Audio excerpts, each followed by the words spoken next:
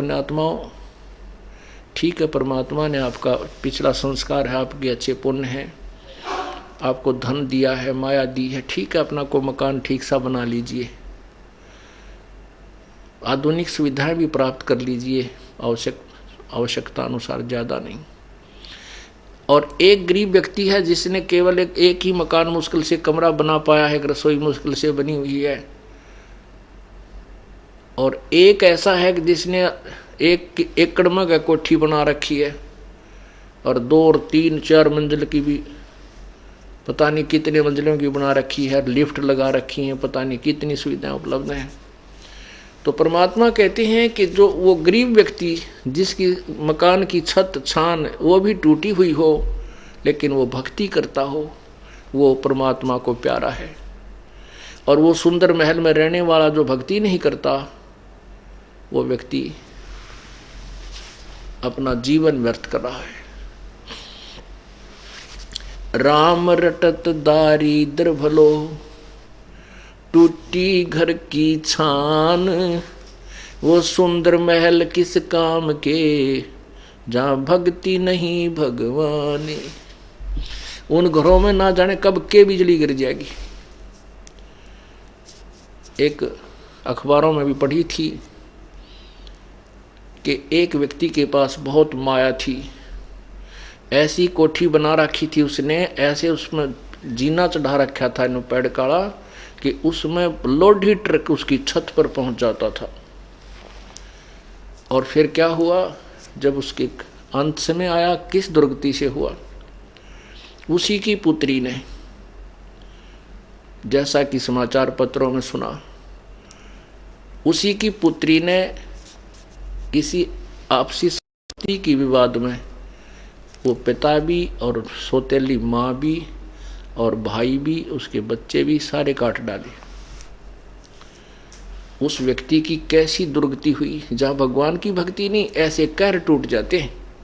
और यदि वो प्रभु की शरण में होता, सद्बुद्धि देता भगवान, उसको भी सद्बुद्धि देता, अपनी बेटी को भी हिस्सा देता, ले बेटी तेरा भी तो भी मेरी तो संतान है, तो ऐसी व्यवस्था करा देता और मोक्ष देता।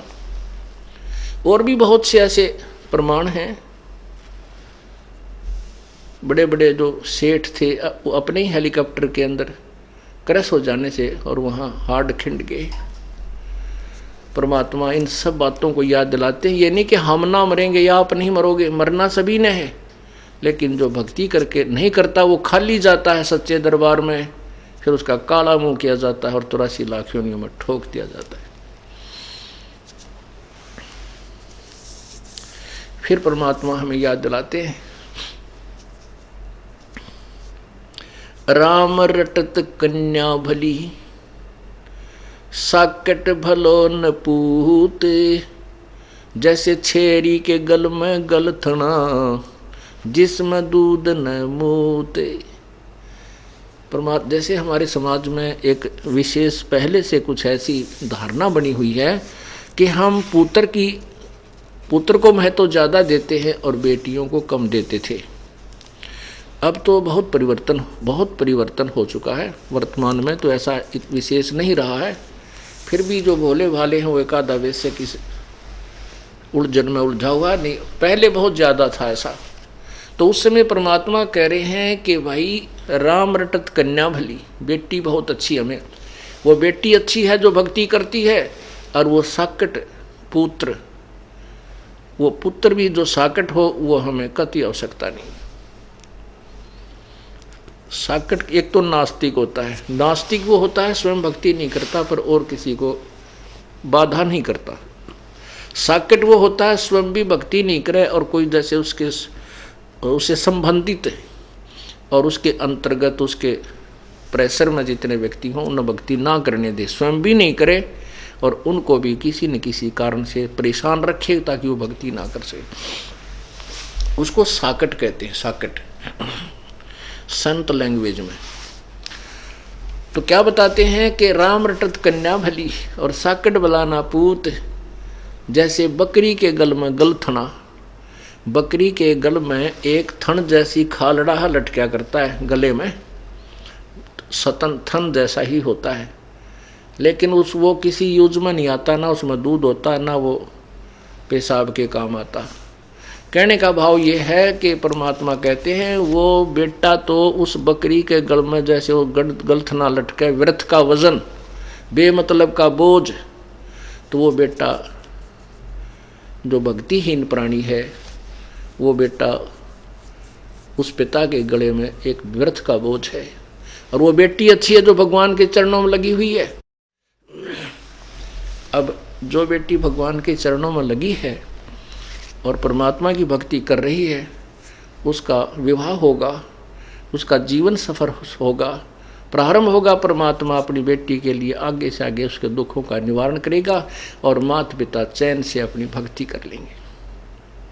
तो कहते हैं वो माता पिता के लिए बोझ नहीं बनेगी वो बेटी जो भक्ति करती है, और जो साकट बेटा भक्ति नहीं करता वो तो एक सिर दर्द है, वो वजन है जैसे बकरी के गल में गलथना जिसमें दूध न मूत, अर्थात यूजलेस। परमात्मा कहते हैं बेटा जाया खुशी हुई बहुत बजाए थाल, ये तो आना जाना लगा हुआ है ज्यों कीड़ी का नाल। अब जैसे राजा लोगों के यहाँ, पैसे वालों के यहाँ पुत्र उत्पन्न होता था तो खुशी मनाते थे बाजे बैंड बजा के, और गरीब व्यक्ति ने पुत्र होने की खुशी मनाने का तरीका ढूंढ रखा कि थाली बजाया करते थे, ये थाल पीटा करते। तो जहाँ भी कहीं आसपास थाली की बजने की आवाज़ आती तो आसपास गोहंड के व्यक्ति समझ जाया करते कि उनके घर में बच्चा होने वाला था, तो उनको लड़का उत्पन्न हुआ है। ये थाली बजाना लड़का उत्पन्न होने की पहचान होती थी। तो परमात्मा कहते हैं बेटा जाया खुशी हुई बहुत बजाए थाल, ये तो आना जाना लगा हुआ है ज्यों कीड़ी का नाड़े। 1 लाख जा रहे हैं, 1.25 लाख जन्म लेने के लिए आ रहे हैं, 1 लाख मर के जा रहे हैं, 1.25 लाख जन्म उत्पत्ति के लिए भागे आ रहे हैं, अलग अलग माताओं के गर्भ में प्रवेश कर रहे हैं। अब परमात्मा याद दिलाते हैं झूठे सुख को सुख कहे मान रहा मन मोदे, ये सकल चबीना काल का कुछ मुख में कुछ गोदे।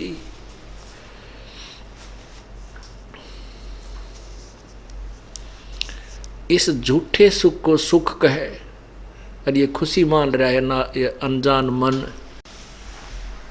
ये तो सकल चबीना, चबीना माने आहार, ये सकल चबीना काल का कुछ मुख में कुछ गोद। 1 लाख तो मुख में जा लिए आज, और बाकी जो बचे हुए इनको गोदी में, गोदी मीन उनको पाल पोस रहा है, उनको खिला रहा है, प्रसन्न कर रहा है, और फिर समय आने पर उनको भी खा जाएगा। परमात्मा कैसा एग्जाम्पल दे रहे हैं। पतझड़ आवत देख कर, पतझड़ आवत देख कर बन रोवे मन माही, वो ऊंची डारी पात थे अब पीले हो जाही। अब क्या बताता है परमात्मा, क्या बताना चाहते हैं कि भोली आत्माओं, आप यहाँ स्थिर नहीं हो, ये आपका मकान नहीं, आपका घर नहीं है, आपका ठिकाना नहीं है, ये लोक आपका नहीं है। आज यहाँ जन्मे हो, मृत्यु होगी, ना जाने कहाँ नरक में डाले जाओगे। कोई पुण्य है उनको स्वर्ग में रखा जाएगा, और पुण्य स्वर्ग में समाप्त होते ही आपको तुरंत नरक में डाल दिया जाएगा। नरक का पीरियड समाप्त होते तुरंत आपको चलता कर दिया जाएगा यहाँ 84 लाख योनियों। ऐसे ही मरते रहोगे, आते रहोगे, जाते रहोगे। इसलिए बताया है कि जैसे पतझड़ अब आएगी, आ चुकी है, अब क्या होगा कि पहले वाले पत्ते पीले पीले होकर के टूट टूट कर गिर जाएंगे और तुरंत ही नई कोपल फूट आएंगी और कुछ दिनों में वो पत्ते का रूप धारण करके हवा में ऐसे लहला रही होंगी। और 1 वर्ष तक वो मस्ती मार लेंगी, फड़फड़ फड़फड़ कर लेंगे। 1 वर्ष के हो सकता बीच में टूट जाए, दीते तूफान आ जाए तो वृक्ष ही गिर जाए, वो तो अलग से है। लेकिन ज़्यादा से ज़्यादा उनकी आयु कहते हैं 1 वर्ष के बाद वो जो अब मस्ती मार रहे हैं वो पीले होकर गिर जाएंगे। ये आप जी को हमें समझाने के लिए प्रभु ये हमें एग्जाम्पल दे रहे हैं। क्या बताते हैं? साथी हमारे चले गए, साथी हमारे चले गए, हम भी चलनहार, कोई कागज में बाकी रह रही, तात लगी है वार। परमात्मा हमें बताते हैं कि आपके जो पहले कोई मित्र, रिश्तेदार, भाई बहन या माता पिता, दादा दादी आपके साथ रहा करते, वो चले गए। अब आप भी चलने वाले हो। परमात्मा कह रहे हैं कोई कागज में बाकी रह रही, वो समय ना आया है जिस दिन वो बटन स्विच ऑफ करेगा तेरे जीवन का काल।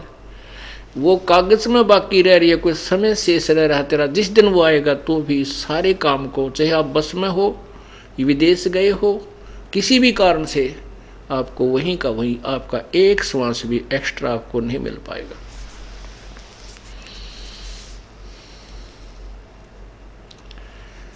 इसलिए प्रभु को मत भूल।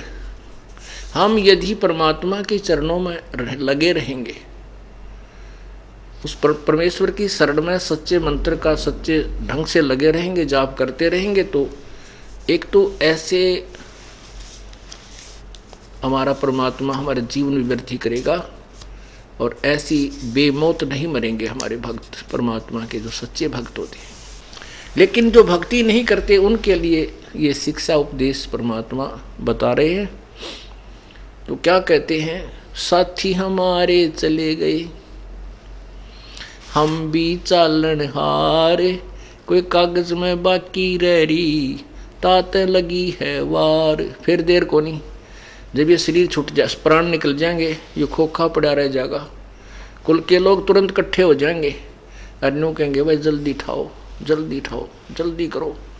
और कोई लकड़ी ढोने लग जाएगा, कोई कुछ व्यवस्था करने लग जाएगा, और जिसका वो मृत्यु होती है घर में, वो बेचारे बुरा हाल रो रो कर टक्कर मारने लग जाएंगे। तो परमात्मा कहते हैं यहाँ फिर कति देर नहीं है, इतने देर है, इतने तेरी या स्विच ऑफ ना होता या मृत्यु ना आती तेरी। फिर क्या बताते हैं? आगे गए ना बावड़े, जो पहले चले गए वो तो तूने देखे नहीं, आगे तेरे पास नहीं आएंगे, नहीं आए। और रहते भी सब जाही, बिन साहिब की बंदगी की ठोर ठिकाना नहीं। पहले चले गए वो तो वापस नहीं आए, आपको वो जो के तुम उसी स्वरूप में नहीं मिले। वो वैसे तो आते रहेंगे 84 लाख योनियों में। पहले गए ना बावड़े, रहते भी सब जाही, बिन साहेब की बंदगी की ठोर ठिकाना नहीं। कबीर परमेश्वर की भक्ति बिना जीव की कहीं भी ठिकाना नहीं है। अब यहाँ मनुष्य जीवन में चाहे राजा बना है, मृत्यु जिस दिन समय आएगा वो राजा जो का तो हार्ट अटैक से या किसी अन्य कारणों से तुरंत मृत्यु को प्राप्त हो जाएगा। उसके बाद फिर नरक जाएगा या स्वर्ग जाएगा, जैसे उसके पुण्य होंगे तो वहाँ स्वर्ग गया, स्वर्ग में समय पूरा होती, ऐसे ही चला चली कर देंगे। चलो फिर नरक में फिर 84 लाख योनियों, कुत्ते की जुनी पाई, कुत्ता मृत्यु हो गया, फिर गधे की पाई, गधे में मृत्यु हुआ, आगे फिर और अन्य प्राणियों में। कहती हैं किते ठिकाना कौन। आज कोठी बनाई है, एक व्यक्ति एक शहर में बहुत बड़ी कोठी बनाई उसने मेन रोड के ऊपर, और उसमें एक मार्केट टाइप बिल्डिंग बनाई जिसमें सैकड़ों दुकान बनाई, और बना रहा था वो सैकड़ों दुकान। और उसका उद्देश्य था कि ये कम से कम भी 2-4 लाख रुपए डेली का मुझे लाभ देगी, इतना पैसा मेरे जो है ना कमाऊंगा। वो क्या कर रहा था कि आधी बिल्डिंग बन चुकी थी, आधी शेष थी, वहाँ मजदूर जो काम करते थे उनको पैसे दे करके वहीं पटड़ा गाल कर स्नान करने लग गया। गर्मियों के दिन थे, स्नान करके अपना जो है ना तैमंद धोती बांधी थी और बांधते ही हार्ट अटैक हो गया, वहीं का वहीं लुढ़क गया। वो मजदूर वहीं पर अपने कुछ नोट नाट गिनती कर रहे थे, वहीं बैठे थे, कुछ चले गए थे। 1 सेकंड में मृत्यु होगी और वो उसकी प्लान नो की नो रहेगी। तो परमात्मा हमें याद दिलाते हैं,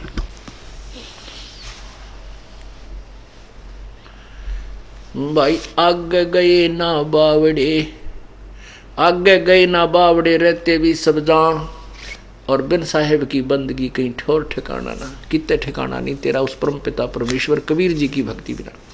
उस कबीर परमेश्वर की भक्ति करने से हमें क्या लाभ होगा कि हम सतलोक चले जाएंगे। गीता जी अध्याय नंबर 15 के श्लोक नंबर 1 से 4 का एक विशेष विवरण है कि परमेश्वर उल्टा लटका हुआ संसार रूपी वृक्ष है। इस पूरे ब्रह्मांडों को समझो कि परमेश्वर की जो कंस्ट्रक्शन है, इसको उल्टा लटका हुआ संसार रूपी वृक्ष समझो, और जो ऊपर को इसकी जड़ है, नीचे को शाखाएं हैं। ऊपर को जड़ तो पूर्ण परमात्मा समझो, नीचे को शाखाएं रजगुण ब्रह्मा सतगुण विष्णु तमगुण शिव जी जानो। और जो संत इस संसार रूपी वृक्ष की सर्व शाखाओं के बारे में, सभी पार्ट्स ऑफ द ट्री, उस वृक्ष के सभी भागों को बता देगा कि तना क्या है, डार कौन भगवान है और शाखा कौन है, पात क्या है, वो तत्वदर्शी संत है, स वेद विद। तो फिर कहा, जैसे गीता जी अध्याय नंबर 4 के श्लोक 34 में कहा है कि उस तत्व ज्ञान को जो पूर्ण परमात्मा ने स्वयं आकर वर्णन किया है। गीता जी अध्याय नंबर 4 के श्लोक नंबर 32 में कहा है कि जैसा कि मैंने तुझे बताया है अर्जुन, अध्याय नंबर 4 के 25 से लेकर और 31 तक, कि कोई तो भगवान की ऐसी साधना करता है, कोई देवताओं की अन्य देवताओं को पूजता है, कोई पितरों को पूजता है, कोई हठ योग करता है, कोई खड़ा होकर, कोई केवल प्राण अपान की वायु का अभ्यास करके, कोई अपनी ये प्राणायाम करके, इन्हीं को मोक्षदायक मानकर कर रहा है।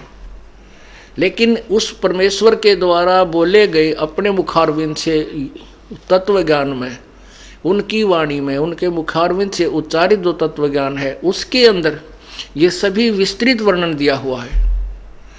और गीता जी अध्याय नंबर 4 के 34 में कहा कि उस तत्व ज्ञान को जो परमात्मा ने स्वयं अपने मुख से बोला है, उस वाणी को तू तत्वदर्शी संतों से के पास जाकर समझ, उनको दंडवत प्रणाम कर।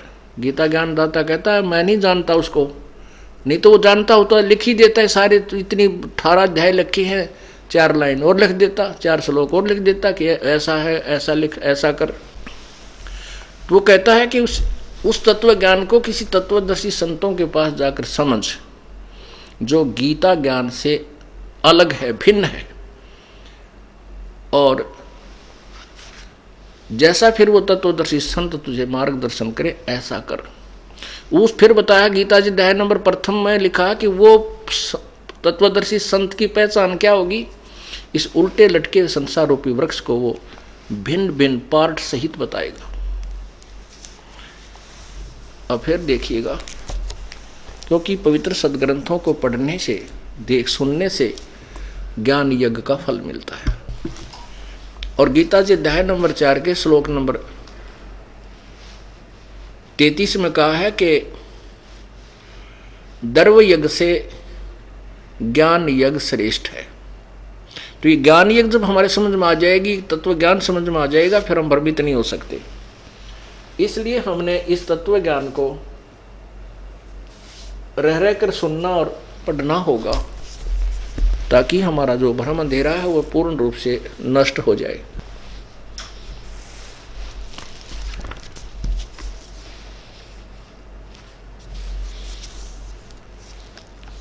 ये देखिएगा पवित्र गीता जी,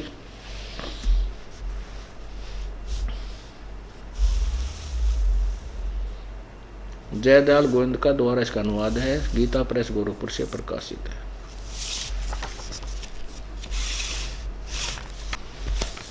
अध्याय नंबर 4 और श्लोक नंबर यहाँ 25 से प्रारंभ करते हैं। अब क्या बता रहा गीता ज्ञानदाता कि दूसरे योगी जन यानी साधक देवताओं की पूजन रूप यज्ञ का भली भांति अनुष्ठान किया करते हैं। अब यज्ञ माने देवताओं की, यज्ञ का माने पूजा का, यज्ञ माने पूजा, धार्मिक अनुष्ठान। कुछ तो देवताओं की पूजा क्या करते हैं, अन्य योगी जन ब्रह्मग्नौ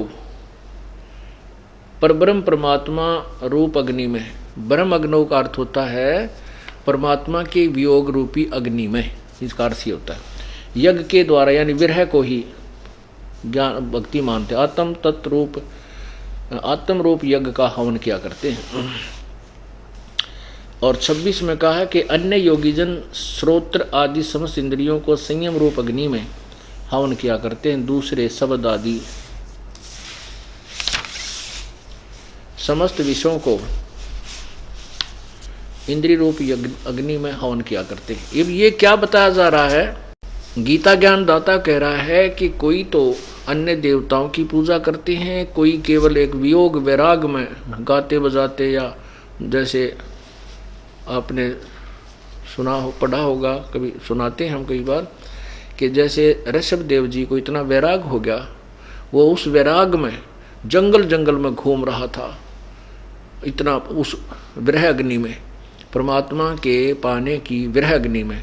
तो कहते हैं उस वन में आग लग गई, बांसों के आपस में रगड़ा खाने से दावा न लग जाती है, वो पूरा जंगल जल गया और ऋषभ देव जी भी जल के नष्ट हो गए। तो यहाँ इसमें यही बताया कि कुछ तो ब्रह्म अग्नि में, ब्रह्म अग्नि का अर्थ भगवान के पाने रूपी वियोग की एक तरफ में, वो उसी में भ्रमते भटकते रहते हैं, उसी को मोक्ष मानते हैं, उसी को मोक्ष का मार्ग मानते हैं। और कुछ अपने इंद्रियों को हठ योग से रोकने की चेष्टा करते हैं, कुछ देवताओं की पूजा करते हैं, कोई किसी प्रकार से। आगे देखना फिर आप 26 आपने पढ़ लिया, अब 27 देखो। दूसरे योग, हाँ ये आपने पढ़ लिया। हाँ, दूसरे योगीजन इंद्रियों की संपूर्ण क्रियाओं को और प्राणों की समस्त क्रियाओं को, प्राण माने श्वासों की, ज्ञान से प्रकाशित आत्म संयम योग रूप अग्नि में हवन किया करते हैं। अब इसका क्या अर्थ बताते हैं कि जैसे कुछ तो अपनी इंद्रियों को हठ योग से रोकने की में ही अपना मोक्ष मानते हैं। जैसे राजा जनक के पास जैसे सुखदेव ऋषि जी थे, उन्होंने अपने इंद्रियों को, कर्म इंद्रियों को, ज्ञान इंद्रियों को जीतने की चेष्टा कर ली थी कि मैंने अपनी इंद्रियों पर काबू पा लिया, और उसी से वो मोक्ष मान रहा था। तो राजा जनक के पास जब वो गए उनसे उपदेश लेने के लिए, तब राजा जनक ने कहा था कि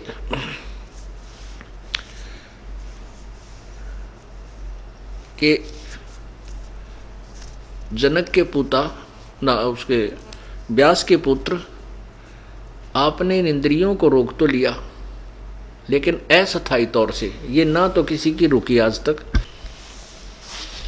कहते हैं ऐसा योग कमाया पूता, क्या हुआ जो इंद्री धूता। इंद्री कर्म लगाओ किसके, जैसे जिह्वा लेप नहीं मधुरस के। और फिर परमात्मा ने, कबीर परमेश्वर ने बताया है, कहते हैं शब्द सप्रस रूप रसगंध, ये 5 प्रकार के विकार होते हैं जिनसे ये प्राणी, जिनके कारण ये प्राणी अपने जीवन को बर्बाद कर देता है। शब्द का अर्थ होता है जैसे कानों का रस लेना, मीठी मीठी आवाज़, जैसे गाने बजाने इन पर आदमी इतना प्रभावित हो जाता है, बस की बात नहीं रहती। तो कहते हैं कुरंग, एक मृग को कुरंग कहते हैं, उसमें विषय का विकार, उसके अंदर कान के से शब्द सुनने के विकार होता है। वो इतना विवश होता है कि शिकारी लोग उनको पकड़ने के लिए एक ऐसी धुन तैयार करते हैं सारंगीत है, वो इतना प्रभावित हो जाता उन कानों के शब्द के कारण कि उस शिकारी के सामने आकर के ऐसे गर्दन रखकर आनंद लेने लग जाता है। और वो उसकी टीटवी पकड़ लेता है धर के सरंगी ने और बांध देता है उसको रस्से से, और फिर उसका मांस न्यारा बेचे, चाम न्यारा बेचे। और सप्रस जो है उसने, कुरंग ने अपने एक विकार के कारण, एक इंद्री के कारण, कान इंद्री के कारण अपना जीवन बर्बाद कर दिया, न्यौछावर कर दिया, खत्म कर दिया। और फिर सप्रस, ये संतान उत्पत्ति की जो प्रेरणा है, इसको सप्रस कहते हैं। हाथी पकड़ने वाले क्या करते हैं, एक हथनी को ट्रेंड कर लेते हैं और एक गड्ढा खोद लेते हैं लंबा चौड़ा, उसके ऊपर एक लकड़ों की छत दे करके उसके ऊपर मिट्टी डाल करके लंबी चौड़ी, और उसके ऊपर फिर छोटा छोटा घास नया बिल्कुल ताज़ा उसमें ऐसे लगा देते हैं, जैसे ऐसा लगता है कि ये बिल्कुल घास उगा हुआ है। उस हथनी को भेज देते हैं उन हाथियों के झुंड में, वो ट्रेंड होती है और वो जाकर के उन हाथियों को सप्रस करती है, उनको प्रेरणा करती है, उनके अंदर रजोगुण उत्पन्न कर देती है। और फिर वो उसके साथ भागने की चेष्टा कर, जब वो कोशिश करते हैं तो वह भाग लेती है। पीछे पीछे हाथी उसके पीछे पीछे 4, 5, 6 का झुंड लग लेता है।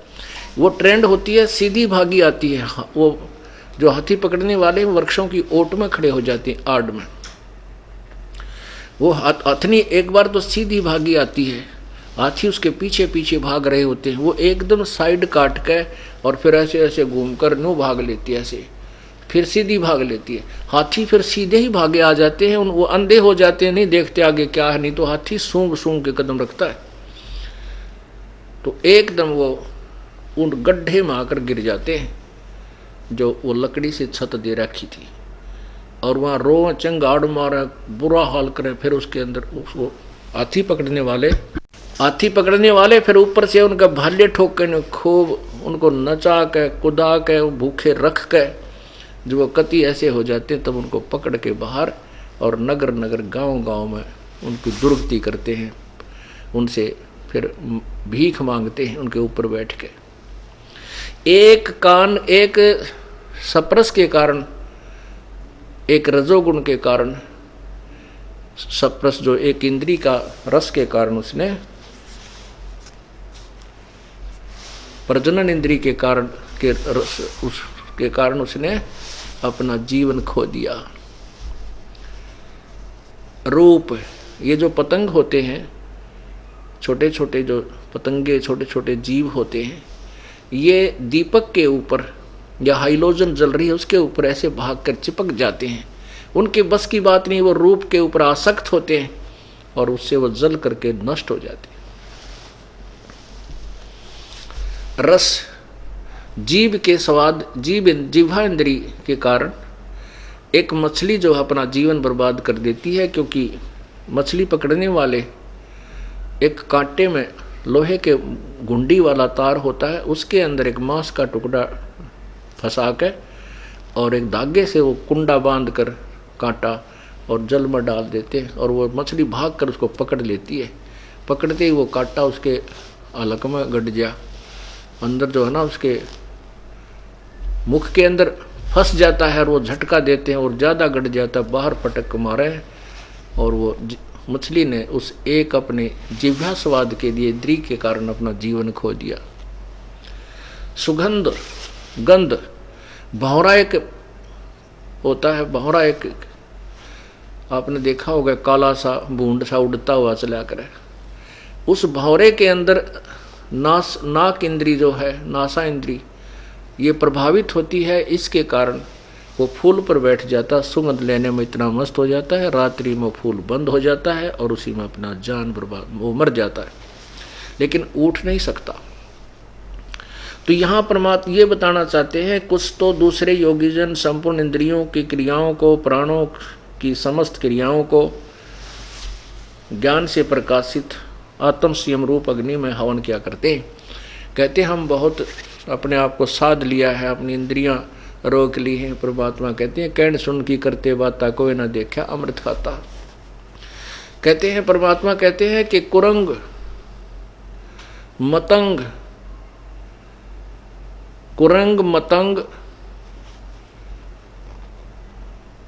सरंग और भरंगा इंद्री एक ठग्यो तिस अंगा। होय होय। कुरंग मतंग पतंग भरंग और सरंगा इंद्री एक ठग्यो तिस अंगा, और तुम रे संग पांचों प्रकाशा, ये योग युगत की झूठी आशा। एक एक प्राणी को, उन प्राणियों में एक एक इंद्री प्रभावित थी, जिसके कारण अपना जीवन खो दिया। तुम्हारे साथ तो पांचों विकार आपके अंदर, मनुष्य जीवन के अंदर काल ने ये पांचों फिट कर दिए, और किसी न किसी कारण तो तेरे जाल में रहेगा ही रहेगा। तो यहां परमात्मा कहते हैं तुम रे संग ये पांचों प्रभावित हैं, तो योग युगत की झूठी आशा। तो यहाँ ये बताना चाहते हैं कि कोई तो ऐसी साधना को उत्तम मोक्षदायक मान जानता है, कोई इसको मोक्षदायक जानता है, उसको मोक्षदायक जानकर ही करता रहता है। कहते हैं आगे बताएंगे कि वो तो इनके विषय में और विस्तृत ज्ञान तत्वदर्शी संत, वो परमात्मा ने आकर ही अपने मुखारविंद से बताया हुआ होता है, वो तत्व ज्ञान है। अब देखिएगा अध्याय नंबर 4 चल रहा है। आपने 27 सुना। दूसरे योगीजन इंद्रियों की संपूर्ण क्रियाओं को और प्राणों यानी समस्त क्रियाओं को ज्ञान से प्रकाशित, यानी अपनी सूझबूझ तन्यों का हमने संयम कर लिया, आत्म संयम योग रूप अग्नि में हवन करते हैं। 28 में देखो, कई पुरुष द्रव्य यज्ञ संबंधी यज्ञ करने वाले हैं, यानी भंडारे भंडूरे करते रहते हैं। तपस्या करने वाले ही, कितने ही अन्य जो तपस्या रूप यज्ञ करने वाले जो तप करते हैं, हठ योग करके, खड़े होकर, बैठकर, जो पानी में कहीं कहीं, तथा कि दूसरे कितने ही योग रूप यज्ञ को हवन करते हैं। कुछ योग ही करते हैं, जैसे योगासन जिनको कहते हैं, करते हैं। कितने ही करते, कितने ही अहिंसावादी तीक्ष्ण व्रतों से युक्त यत्नशील पुरुष स्वाध्याय रूप यज्ञ, ज्ञान यज्ञ करने वाले हैं। अब देखो, कहते कुछ तो बेचारे इसे जबरदस्त इतना तप, इतना भयंकर जो है ना कष्ट सहन करते हैं, तीक्ष्ण, जैसे आपने जैनी साधु देखे होंगे, पैरां तर नंगे, मुंह पर पट्टी बांध लेंगे, कहती है इसी को मोक्ष मानते हैं। कहते नावा भी कोई ना कदे, कुछ ऐसे हैं जैनियों में कि स्नान भी नहीं करना है, स्नान करने तो जीव मर जाएंगे। अरे तेरा बोला पैदल चालो फिर कितना मार दो तुम, मतलब अब बिना ज्ञान के, बगैर तत्व ज्ञान के ऐसे कहते हैं। सभी अपनी अपनी साधनाएं ऐसी ऐसी कर रहे हैं। कुछ स्वाध्याय, जैसे किसी ने बता रखा गीता जी का एक पाठ डेली कर लिया करो, एक अध्याय, ओहो बेड़ा पार हो जाए। कहते इस स्वाध्याय से ही कोई मोक्ष मानते हैं? नहीं। अब कहते हैं इस सारे तत्व, इस सभी के विषय में तत्व ज्ञान से निर्णय होगा। वो परमात्मा ने स्वयं अपने मुखारविंद से बोला हुआ है। ये इसका, ये इस पवित्र गीता जी के ज्ञान को हमने इस तरीके से समझना है, जो इसका वास्तविक लाभ हमें मिलेगा। अब देखना अध्याय नंबर 4 का आपने ये 28 तक सुन लिया। अब 29, 30। दूसरे कितने ही योगीजन अपान वायु में प्राण वायु को हवन करते हैं, वैसे ही अन्य योगीजन प्राण वायु में अपान वायु को हवन करते हैं। अन्य कितने ही नियमित आहार, यानी कुछ कम आहार करने वाले प्राणायाम प्रायण पुरुष प्राण और अपान की गति को रोककर प्राणों को प्राणों में ही हवन किया करते हैं। ये सभी साधक यज्ञों द्वारा पापों का नाश करने वाले यज्ञ को जानने वाले हैं। इसका वास्तविक अर्थ ये है कि ये जो साधना कर रहे हैं ना, जैसी भी, वो सभी इन सभी अपनी क्रियाओं को पाप नाशक ही मानकर करते हैं कि हम अपनी क्योंकि पाप नाश होए बिना कल्याण नहीं हो सकता। तो ये कहते हैं ये सभी जो क्रियाएं कर रहे हैं ये अपनी अपनी क्रिया को जो करते हैं ऐसे वो पाप नाशक जानने वाले हैं, यानी उनको पाप नाशक जानते हैं।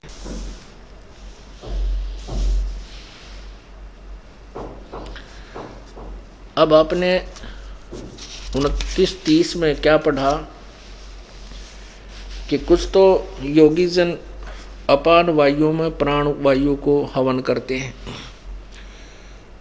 कुछ आपने देखा होगा योग अभ्यास यानी प्राणायाम अभ्यास से श्वास को इतना सूक्ष्म कर लेते हैं और उसी से कहते हैं हम मोक्ष हो जाता है। काफी समय तक प्राण रोकने का अभ्यास कर लेते हैं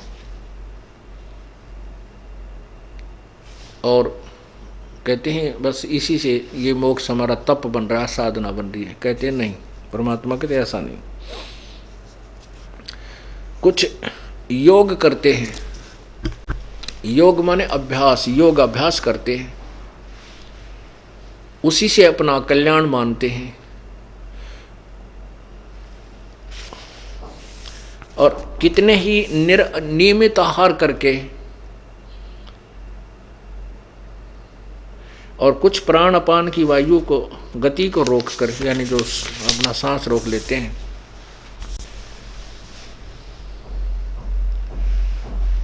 आगे बताया है कि ये वैसे तो सभी समझते हैं कि हम जो साधना कर रहे हैं वो पापनाशक, उनको पापनाशक ही जानते हैं। आगे बताया है कि हे कृष्ण, हे कुरुश्रेष्ठ अर्जुन, ये देखिएगा 31 फिर पढ़िए। हे कुरुश्रेष्ठ अर्जुन, यज्ञ से बचे हुए अमृत का अनुभव करने वाले योगीजन सनातन ब्रह्म सनातन ब्रह्म परमात्मा को प्राप्त होते हैं। यज्ञ से बचे हुए अमृत का अनुभव करने वाले, यज्ञ न करने वाले पुरुषों के लिए तो यह मनुष्य लोक भी सुखदायक नहीं है, तो फिर परलोक कैसे हो सकता है, सुखदायक हो सकता है। अब इस पॉइंट को समझने के लिए कि सनातन परब्रह्म परमात्मा को प्राप्त होते हैं कौन? यज्ञ से बचे हुए अमृत का अनुभव करने वाले। अब पुण्यात्मा, गीता जी अध्याय नंबर 3 के श्लोक नंबर 10 से लेकर के 15 तक विवरण दिया है कि प्रजापति ने, परमात्मा ने सबसे पहले प्रजा रचकर उनको कहा था तुम यज्ञ किया करो और कहा था तुम यज्ञ करके उन्नति को प्राप्त करो और तुम यज्ञ के द्वारा देवताओं को बढ़ाओ और वो उन्नत हुए हैं देवता तुम्हें बिना मांगे ही लाभ दिया करेंगे। फिर आगे बताया है कि अध्याय नंबर 3 के ही श्लोक नंबर 14-15 में उसमें क्या बताया कि सभी प्राणियों की उत्पत्ति अन्न से होती है, अन्न वर्षा से होता है और वर्षा यज्ञ से होती है, धार्मिक अनुष्ठानों से होती है। यज्ञ जैसे यहाँ 5 यज्ञ चलती हैं, इनसे सृष्टि का बैलेंस बना रहता है। वर्षा यज्ञ से होती है, यज्ञ शास्त्र अनुकूल भक्ति कर्म से होते हैं और यज्ञ यानी कर्म ब्रह्म ने लगाए। ब्रह्म इस काल के लोक में हम आए तो हमने काम करना पड़ा और ये अनुष्ठान करके अपना टाइम पास, इससे कुछ राहत लेकर के अपना गुजारा करते। लेकिन हम सतलोक में चले जाते हैं, वह नैस कर्म में हमें सिद्धि प्राप्त हो जाती है, वहाँ काम नहीं करना होता। लेकिन यहाँ हम आए काल के लोक में तो हमारे कर्म लगे, ये कर्म लगाए काल ने, ब्रह्म ने, और इस काल ब्रह्म की उत्पत्ति हुई उस परम अक्षर ब्रह्म से, यानी अक्षर ब्रह्म से, परम अक्षर ब्रह्म से, पूर्ण परमात्मा से। और वो पूर्ण परमात्मा सर्वगतम ब्रह्म, वो पूर्ण परमात्मा सर्वव्यापक वासुदेव पूर्ण परमात्मा ही यज्ञों में प्रतिष्ठित है। यज्ञों में यानी उस पूर्ण परमात्मा को इष्ट मानकर जो साधना करते हैं वो उसको प्रतिष्ठित रख करके कि कबीर परमेश्वर पूर्ण परमात्मा के प्रति को इष्ट मानकर, तो फिर उससे जो लाभ होता है वो सभी वो पूर्ण लाभ प्राप्त होता है, वो वास्तविक यज्ञ है। अब देखना, अब गीता जी अध्याय नंबर 4 के श्लोक नंबर 31 में कहा कि यज्ञ से बचे हुए अमृत का जो अनुभव करते हैं। अब तीसरे अध्याय का आप देखिएगा, ये 3 श्लोक आपको 4-5 श्लोक पढ़ाएंगे, क्योंकि तीसरे से कंटिन्यू आ रहा है ये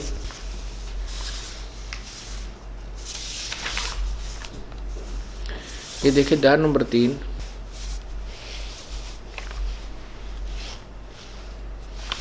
और यहां से 10 नंबर श्लोक से शुरू करते हैं।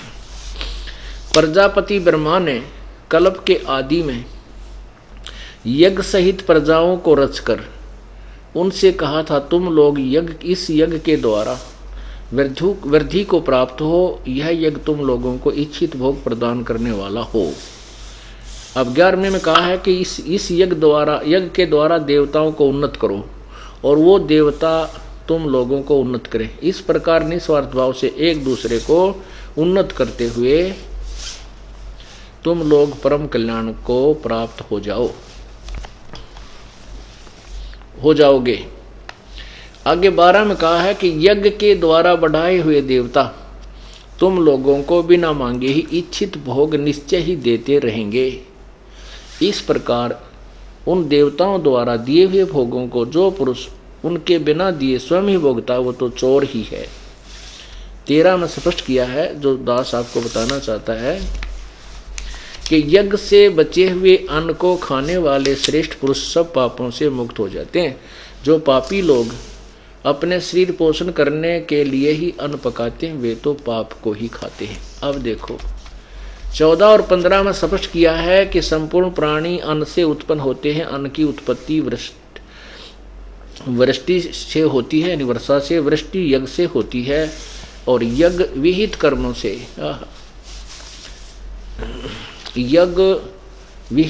से उत्पन्न होते हैं। और कर्म समुदाय को तू ब्रह्मो उद्भवम, वे इन अर्थ कर दिया वेद से उत्पन्न नहीं, ब्रह्म माने इस ब्रह्म काल से उत्पन्न, और वेद को और ब्रह्म को इस काल को अविनाशी परमात्मा से उत्पन्न हुआ जान। इन्होंने ब्रह्म का अर्थ वेद किया, जो बिल्कुल गलत है। कहीं नहीं हो सकता वेद का ब्रह्म का अर्थ वेद। ब्रह्म परमात्मा को कहते हैं और ब्रह्म परमात्मा को कहते हैं और वेद परमात्मा का संविधान है। तो ऐसे एक राजा का विधान है, संविधान है। तो राजा को संविधान अर्थ नहीं किया जा सकता। यदि कोई राजा का अर्थ संविधान अर्थ करता है तो अपरिचित व्यक्ति है, वो अज्ञानी है। ऐसे ब्रह्म प्रभु है और वेद तो प्रभु का विधान है, प्रभु की वाणी है। परमात्मा अलग है और वेदों में परमात्मा के विषय में जानकारी है, वेद परमात्मा नहीं है। तो यहां कहने का भाव है कि इन्होंने अर्थ इसलिए गलत कर दिया कि तत्व ज्ञान से अपरिचित थे। तो यहां लिखा है कि ब्रह्म की उत्पत्ति वेदों अक्षर पुरुष से हुई, अक्षर से हुई है। अक्षर पुरुष, ये देखो कर्म समुदाय को तू यहां करो वेद से, ब्रह्म से उत्पन्न, यानी क्योंकि काल के लोक में आए तुमने कर्म करके खाना पड़ा। सतलोक में कोई कर्म से नहीं, बल्कि परमात्मा की तरफ से हमें सब वस्तु मिलती है। तो ब्रह्म की उत्पत्ति, ब्रह्म यहां ब्रह्म लिखना था, काल अविनाशी परमात्मा से, अक्षर सम उद्भवम, अविनाशी परमात्मा से उत्पन्न हुआ जान। इससे सिद्ध होता है कि सर्वव्यापी सर्वगतम ब्रह्म, सर्वव्यापी परम अक्षर परमात्मा सदा ही यज्ञों में प्रतिष्ठित है। ये परम अक्षर परमात्मा, यानी परम अक्षर ब्रह्म कहो, परमात्मा को परम अक्षर ब्रह्म ही यज्ञों में प्रतिष्ठित है। क्या मतलब हुआ कि जो अब ये समझना, इसको समझने के लिए आपको बार बार ये क्लास समझाया जाएगा आप स्टूडेंट हैं, आप परमात्मा के प्राप्ति वाले विद्यालय, स्कूल, कॉलेज के यानी विश्वविद्यालय के विद्यार्थी हो। आपको रह कर ये चैप्टर रह कर ये क्लियर करना पड़ेगा दास को, कि ताकि आप स्वयं तो भक्ति करोगे ही और साथ में अन्य भोली आत्माओं को भी समझा करके इस दास के पास ला करके उनका कल्याण करवाओगे, इस स्कूल में उनको भी प्रवेश दिलवाओगे।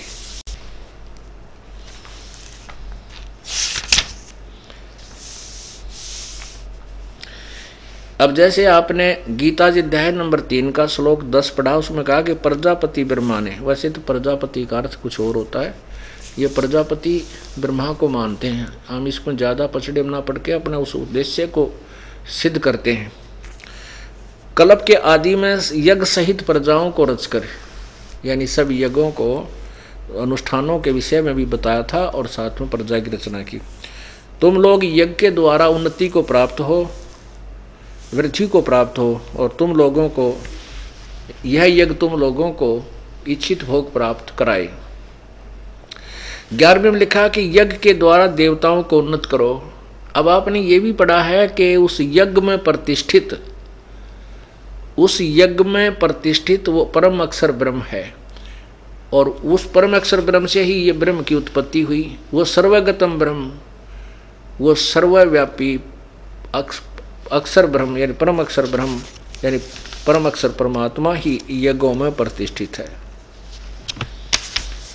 अब यहाँ देखिएगा कि जैसे हमने एक भक्ति रूपी पौधा लगाना है, तो ये है पूर्ण परमात्मा रूपी मूल। जैसा हमने प्रारंभ किया था, इसको कहाँ से हमने प्रारंभ किया था? 15वें गीता जी अध्याय नंबर 15 के श्लोक नंबर 1 से 4। हम इसको समझाना के लिए आपको विस्तृत विवरण बता रहे हैं कि ये एक उल्टा लटका संसार रूपी वृक्ष है, जो जमीन से बाहर दिखाई देता उसको हम पेड़ बोलते हैं, वृक्ष कहते हैं। और इसका ये तना मोटा तना कहलाता है, ये हिस्सा, ये पार्ट जो है ये मोटी डार कहलाती है, फिर आगे शाखाएं कहलाई जाती हैं, ये पत्ते हैं। तो इसमें बताया गीता जी अध्याय नंबर 1 में कहा कि ऊर्ध्व मूलम अधः शाखम,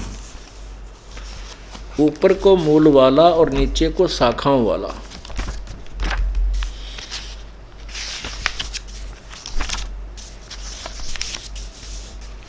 ये देखिएगा पवित्र गीता जी अथ पंचदशो अध्याय, ऊर्ध्व मूलम अधः शाखम अश्वत्थम प्राहो अवम, ये प्रथम मंत्र है। छंदासी यस्य प्रणानी यह तम वेद स वेदवित। इसका अर्थ है कि ऊपर को मूल वाला जड़ वाला, नीचे को शाखा वाला, ये अविनाशी उल्टा लटका हुआ पीपल, संसार रूपी पीपल का वृक्ष है। छंदासी यस्य प्रणानी, इसके जो पत्ते आदि हैं वो इसके विभाग हैं, छंद हैं, टुकड़े हैं। और ये तम वेद, जो इन सब संसार रूपी वृक्ष के सभी पार्ट्स को जानता है, तम यह जो तम माने उसको वेद माने जानता, स वेदवित, वह वेद के तात्पर्य को जानने वाला था, तो वो तत्वदर्शी संत है। यहाँ देखो, आदि पुरुष परमेश्वर रूप मूल वाले, यानी जड़ तो समझो पूर्ण परमात्मा है, और अधः नीचे को इन ब्रह्मा रूप मुख, ये मुख गलत लिखा है, यहाँ देखना, इन्हीं के द्वारा अधः का अर्थ दूसरे श्लोक में अधः माने नीचे, अधः माने नीचे, ये दूसरे श्लोक में इन्होंने अधः का अर्थ नीचे किया है। तो हम यहाँ इसको अधः माने नीचे को, और ये यथार्थ है, अधः माने नीचे को, शाखा माने शाखा वाले। और संसार रूपी पीपल के वृक्ष को अविनाशी कहते हैं, वेद जिसके पत्ते कहे हैं, नहीं, ये इन्होंने गलत कहा है। इसका अर्थ सीधा बनता है कि जिसके पत्ते आदि जो पार्ट्स हैं वो छंद विभाग हैं, यह तम वेद। ये देखो संस्कृत मूल देखिए, छंदासी यस्य प्रणानी ये तम वेद, इन्होंने बीच में घुसेड़ दिया वेद को, नहीं, उसके पार्ट्स हैं, उसके पत्ते आदि, उसके छंद विभाग हैं, ये तम वेद, जो उसको जानता है।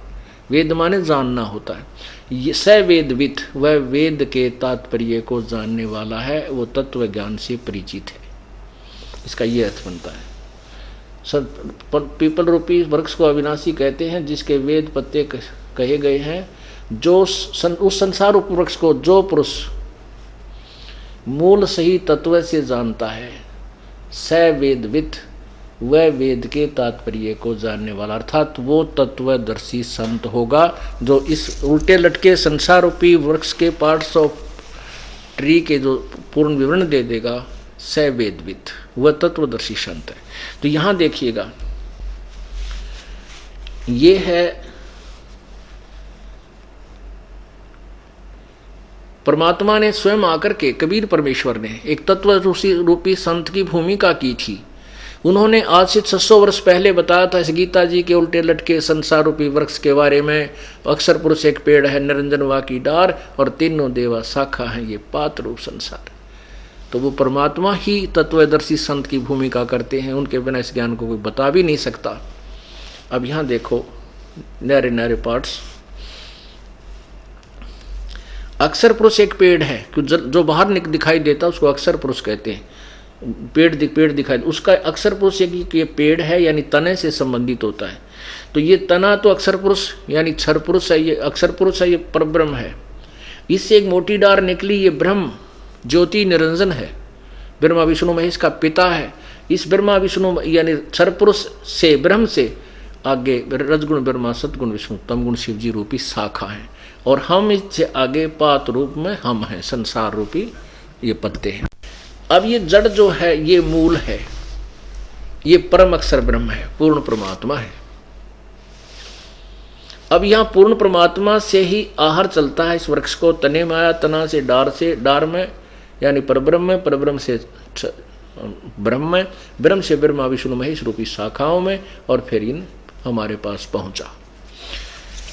अब हमने ये समझना है कि जैसे इसमें बताया है कि तुम देवताओं को उन्नत करो, और वो बढ़े हुए देवता तुम्हें उन्नत करे, और साथ में ये भी कहा कि उस परम सर्वगतम ब्रह्म को यज्ञों में प्रतिष्ठित है, उसी की पूजा करोगे तो तुम्हारे शुभ संस्कार बनेंगे, तुम्हें यथार्थ भक्ति लाभ मिलेगा।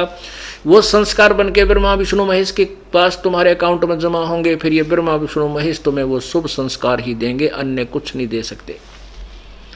तो हमने पूजा तो पूर्ण ब्रह्म की करनी होगी, उसके बताए अनुसार चलना होगा। उसके बाद जो संस्कार हमारे पुण्य बनेंगे जैसे भी यहाँ के, तो वो फिर ब्रह्मा विष्णु महेश के पास जाएंगे, वो आपको वर्क डन देंगे, किए हुए कर्म का फल ही देंगे। और वो कर्म कैसे बनेंगे? ये कर्म ऐसे बनेंगे।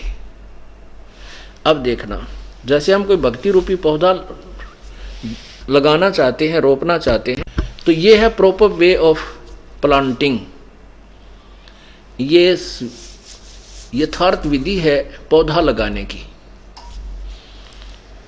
अब यहां हम क्या करेंगे, जैसे जड़ को मिट्टी में डालेंगे, दबाएंगे गमले में या मिट्टी में गड्ढा खोदकर, और फिर उसके उस मूल की जड़ की सिंचाई करेंगे, सेवा करेंगे, पूजा करेंगे, उसमें जल डालेंगे, खाद डालेंगे, तो वो खुराक फिर जड़ से तना में जाएगी परब्रह्म में, परब्रह्म से डार में जाएगी उस ब्रह्म में, और फिर डार से ब्रह्मा विष्णु महेश में पहुंचेगी, और फिर वो शाखा जो है वो फलों से लदबद हो जाएंगी, और फिर वो फल हमें प्राप्त होंगे किस विधि से, ये समझना है।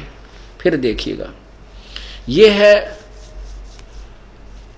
यथार्थ शास्त्र अनुकूल साधना, अर्थात सीधा बीजा हुआ लगाया हुआ भक्ति रूपी पौधा। यहां हमने जड़ यानी पूर्ण परमात्मा की पूजा की, इसको प्रतिष्ठित किया।